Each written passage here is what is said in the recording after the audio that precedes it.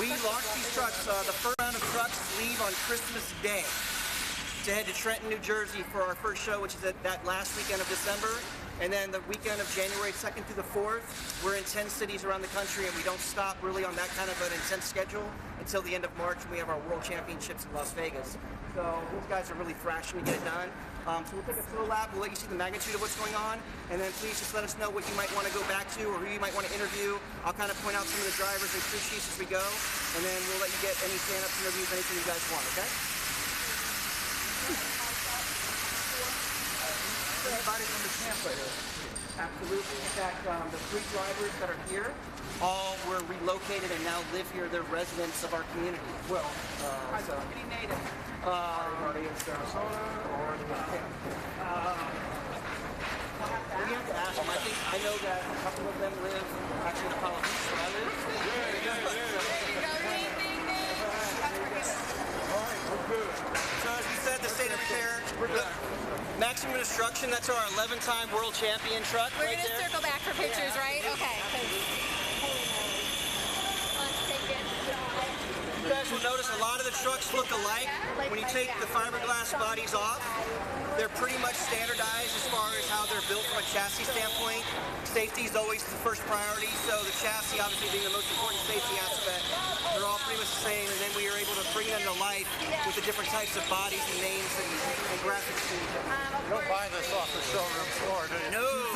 Each one of these trucks, just to build it the first time, is somewhere around $250,000 to $300,000. That doesn't include the 18-wheeler that it takes to route it.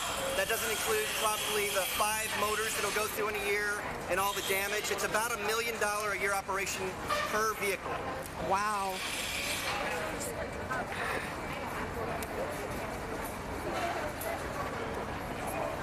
Monster truck.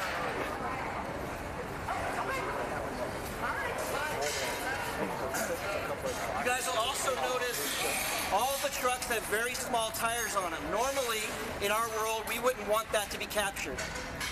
But because they're in here being worked on, this is the way they travel. The only way they can get in these 18-wheeler haulers are to have these small tires put on. So these crew folks are literally changing tires hundreds and hundreds of times during the tour to get them in and out of the hauler and out to every show. Obviously, Gravedigger is one of the most well-known trucks. We own and have currently 8 Gravedigger race trucks and 1 Gravedigger ride truck. I believe at least 2 of the Gravedigger trucks are here. You'll know them 3. You'll know them with the green painted chassis. Obviously, the body's on that one, so that might make a good stand-up or a good shot for you guys to use. We also have a Gravedigger ride truck, which you'll see here, which actually is a truck custom designed to let fans go for a ride at some of our select shows, which Tampa and Orlando and Jacksonville all will have that truck. Yes. You ever wanted to ride a monster truck? I did.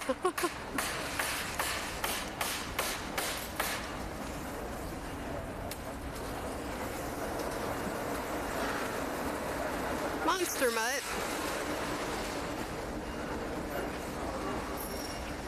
So this is that Gravedigger ride truck I was referring to. We'll actually run a promotion in Tampa, Orlando, Circle K will actually be giving away free passes. Fans can go by, get a pass, and go to the show.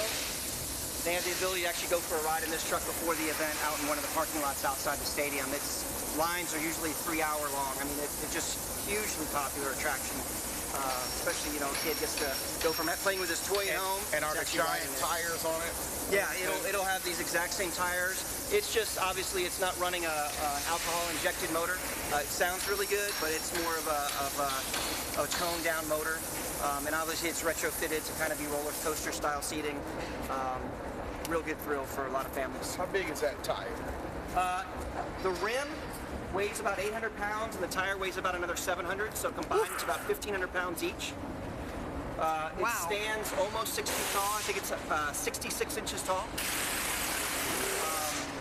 Each tire, you know what, it'll be a good question to ask the crew guys, but between tire and rim, I want to say something about $3 grand a piece, so extremely expensive. And again, it's a part that they go through a lot. More than my car. It is. You know, it's insane the amount of money that we put into these vehicles to go out and destroy them every weekend, all over the country. That's the American dream. That's why Monster Jam's so successful. Right. Monster Jam! Monster Jam!